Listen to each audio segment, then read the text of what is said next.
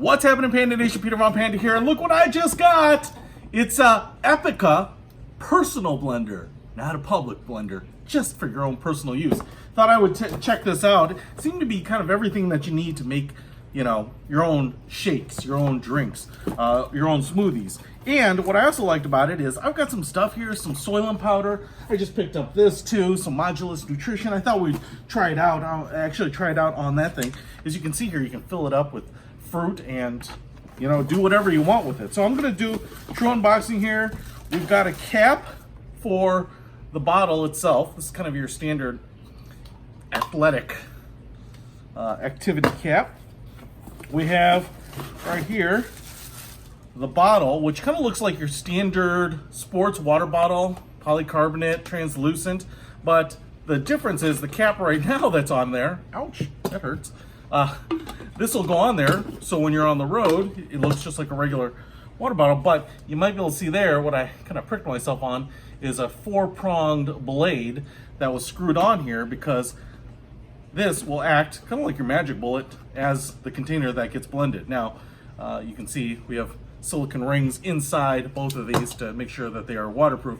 And then on this top part, we have the gear that's going to interface with the blender itself. Lots of packaging material. And then we have the blender. So, nicely packaged.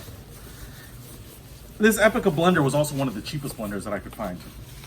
I don't really have a good blender, and so didn't want to try out really expensive ones.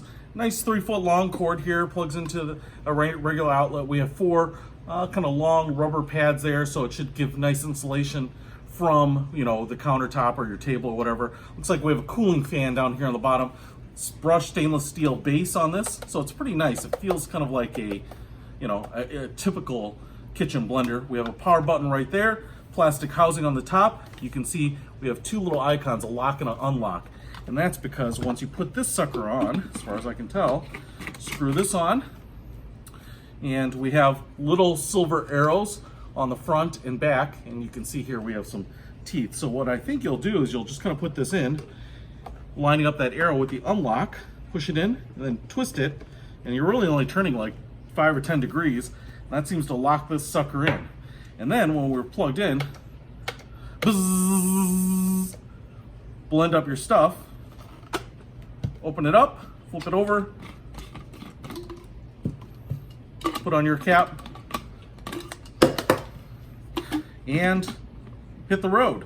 How big is this water bottle that's attached here? It looks like it's 600 milliliters. It's marked up to 20 ounces here, but I bet that's 21 or 22 ounces.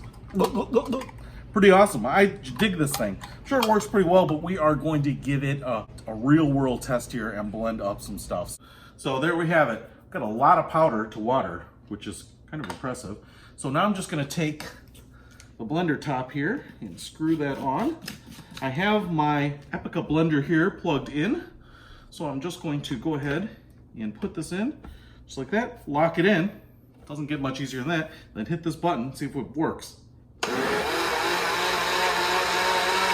Yeah, baby! More power! All right, you know, I wasn't blending anything physical, like big chunks of pineapple or anything like that. So I don't know that you need to blend something like a powder that much. I think that's enough, right? Wow, look at that. And if I just open it up,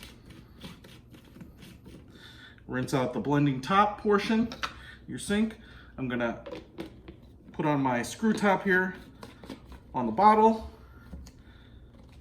and flip up the top and take a taste. This Epica blender worked great.